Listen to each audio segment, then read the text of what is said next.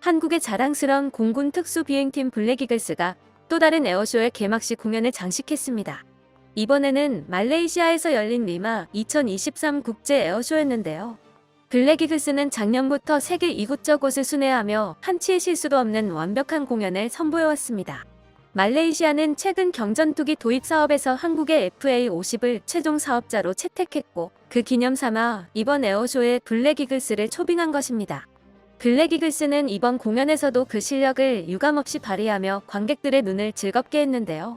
지난 17일 원주기지에서 이륙해 신속한 전개 작전으로 18일 말레이시아 랑카위 국제공항에 도착한 블랙이글스는 개막일인 23일까지 남은 기간 동안 지형을 포함한 현지 환경에 적응하는 기간을 가졌습니다.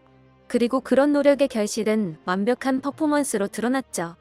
호주 아발론에서의 개막쇼와는 달리 이번에는 날씨도 화창해서 파란 하늘을 가르는 그 늠름한 모습을 100% 과시할 수 있었습니다. 블랙이글스는 오는 27일까지 매일 1에서 2회 공연하며 국산 항공기의 우수성을 홍보할 예정이라고 하는데요.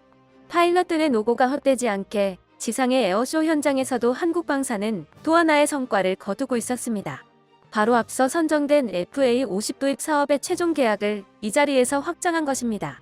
카이는 23일 말레이시아 랑카위에서 개막한 동남아 대표 방산 전시회 리마 2023에서 FA-50 18대 수출을 주내용으로 하는 최종 계약식을 진행했습니다.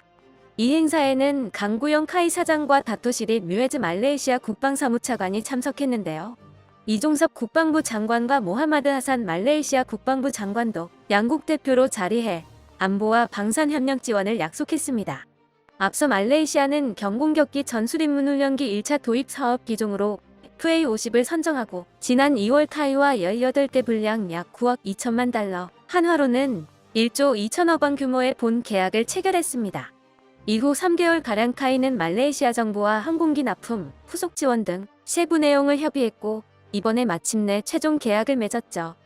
이종섭 국방부 장관은 FA-50 수출은 단순히 방산협력을 넘어 양국 간 안보 동맹에 큰 역할을 할 것이라며 FA-50M이 말레이시아 공군에서 제대로 운영될 수 있도록 정부 차원에서 적극 지원하겠다고 밝혔습니다. 말레이시아는 이번에 도입한 블럭 24양 FA-50M과 동일 기종으로 2차 18대의 추가 도입 또한 계획하고 있습니다. 군사매체 제인스에서는 말레이시아가 FA-50 18대의 1차 계약을 확정하면서 2차 계약 역시 사실상 승인했고 이 계약이 공식화되는 것은 시간 문제에 불과하다고 보도했습니다. 만약 그대로 2차 수출이 성사되면 말레이시아 공군이 도입하는 FA-50은 최대 36대로 늘어납니다. 이는 48대의 FA-50을 도입한 폴란드에 이어 전 세계에서 두 번째로 많은 FA-50을 수입한 국가가 된다는 뜻인데요. 말레이시아가 동남아 방면에서 인도네시아 못지않게 거대한 동업 파트너로 등극한다는 의미 또한 됩니다. 말레이시아 수출의 효과는 즉각적으로 나타났습니다. 같은 방산전시회 회장에서 유럽의 미사일 명가 MBDA가 접촉해서 말레이시아 판매형 FA-50의 새로운 무장 통합을 제안한 것입니다. 이들이 제안한 것은 브림스톤 공대지 미사일, 아스람 중단거리 공대공 미사일이었습니다. MBDA는 KF-21에 탑재되어 있는 중장거리 공대공 미사일 미티어를 만든 회사기도 한데요. 한국이 미티어의 성능을 꽤나 인정해준 만큼 내친김에 FA-50에다가도 자기네들 무기를 팔아보려는 생각으로 보였죠. 말레이시아와는 오랫동안 방공망을 공급하던 관계라서 무장통합이 성사된다면 말레이시아에서도 환영할 만한 제안이었습니다. 브림스톤 공대지 미사일의 경우 텐덤 탄두로 반응 장갑을 무력화시킬 수 있어 비슷한 포지션에 미국산 공대지 미사일 AGM-65 매버릭에 비해 3배 이상 효과적인 전차 사냥이 가능합니다. 또한 밀리미터파 시커를 탑재한 덕에 리비아 작전에 실전 투입됐을 때 98% 이상의 명중률을 선보이기도 했죠. 아스람의 경우 비슷한 포지션인 AIM-9 사이드와인더와 비교하면 일장일단이 있습니다.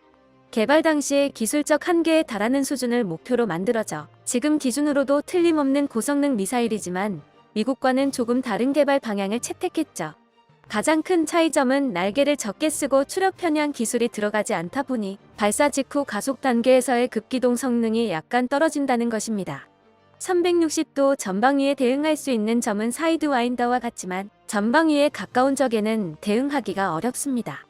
대신 가동익이나 추력 편향 노즐이 들어가는 공간을 전부 로켓 모터에 투자했습니다. 덕분에 로켓 가동 시간과 추력이 늘어났고 날개가 적은 덕에 합력도 덜 받게 되어 사이드와인더에 비하면 훨씬 빠르고 멀리 날아갈 수 있습니다. 그래서 단거리 미사일이면서도 최대 30km의 사거리를 자랑하며 최대 속도도 마하 3에 달하죠. 이 두 가지 미사일의 통합이 잘 이루어진다면 FA-50은 더욱 강력한 근접 공중전 성능과 지상교전 능력을 지니게 될 것입니다. 하지만 그보다 더 큰 의의는 FA-50의 통합 무장이 더 늘어났다는 점 그 자체에 있죠. 최근 팬텀 스트라이크 A사 레이더가 장착되면서 미국은 스나이퍼 타겟팅 포트 역시 함께 판매했었습니다. 이로써 FA-50의 중거리 공대공 미사일 암람이 통합되는 것도 시간 문제가 되었는데요. 블럭 24양에는 이것으로 사이드와인더, 암람, 매버릭, 아이리스-T, 타우러스 등 다양한 미사일 체계들이 통합되게 됩니다. 앞에 세 가지는 미국산 미사일 체계, 뒤에 두 가지는 유럽의 미사일 체계로 판매 대상국이 채택하는 무기 체계에 맞춰서 무장을 조합할 수 있다는 것이 큰 장점으로 작용하고 있습니다. 여기에 영국산 미사일 체계인 브림스톤과 아스람까지 통합되게 되면 영연방 국가들에도 대응할 수 있는 선택지가 생겨나는 것입니다.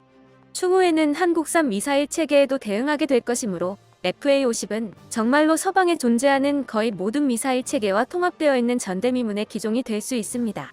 특히 세계 각국이 전투기를 구매함에 있어서 미사일 체계를 소위 끼워 팔게 하는 상술 때문에 운용 비용이 천정부지로 치솟는 일이 허다한 만큼 어떤 미사일 체계와도 대응할 수 있는 FA-50은 구매 비용뿐만 아니라 운용의 측면에서도 매우 가성비 좋은 선택지가 되죠.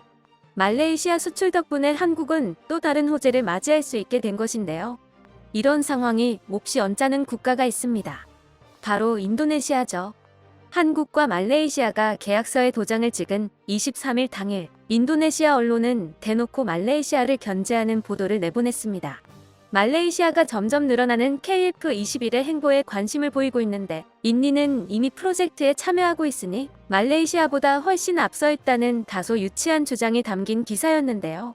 이처럼 인니는 한국과의 군사적 협력을 하고 있다는 점을 주변 국가들에 비해 상당한 고지를 차지한 것으로 여기고 있습니다. 고객으로서의 태도는 도저히 그런 생각을 하는 자들의 행동이라곤 보기 어렵지만 말입니다. 이는 한국 무기가 동남아 지역에서는 상당히 매력적인 선택지이기 때문인데요. 그래서 그다지 사이가 좋지 않은 말레이시아가 한국과 밀착하는 상황에 인니는 반갑지가 않습니다. 인니가 한국을 등에 업고 지역에서의 패권을 가지려고 하기 때문이죠. 이들이 가장 경계하는 것은 말레이시아가 FA-50을 구매하며 한국과 쌓은 신뢰를 바탕으로 추후 KF-21의 고객이 되는 것입니다. 인니는 지금 스스로의 업보로 인해 KF-21의 최초 계약자 자리가 위태로운 상황입니다.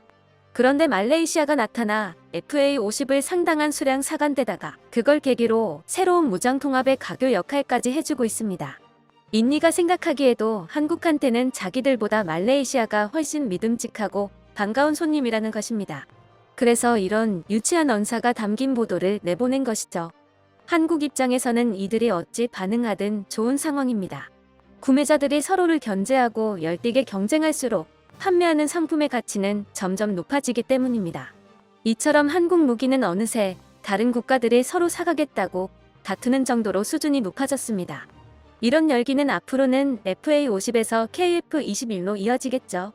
그때가 되면 세계에서 한국의 위상도 더더욱 높아질 것입니다. 이 이상 없을 정도로 순탄히 나아가는 한국 방산의 미래를 응원해봅니다. 끝까지 시청해주셔서 감사합니다. 도움이 되셨다면 좋아요를, 다른 이야기도 궁금하시면 구독을 눌러주세요.